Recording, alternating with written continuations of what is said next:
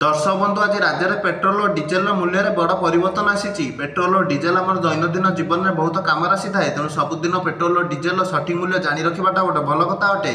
तो केते रही आज पेट्रोल और डिजेल सठिक मूल्य आसंत भिडियो जाना।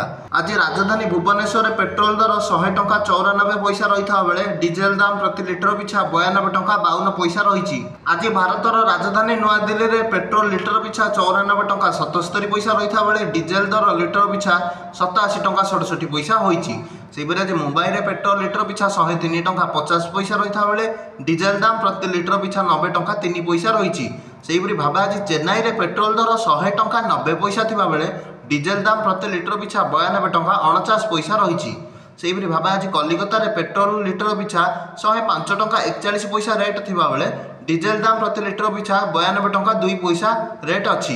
तेज आज यह पेट्रोल और डिजेल प्रमुख सहर मानक सठिक मूल्य। आज भिडियो में आपको पेट्रोल और डिजेल सठिक मूल्य केते अच्छी समस्त सहर गुड़िक प्रदान कर। तेणु चैनल टी दयाकोरी लाइक और सब्सक्राइब कर दिंतु।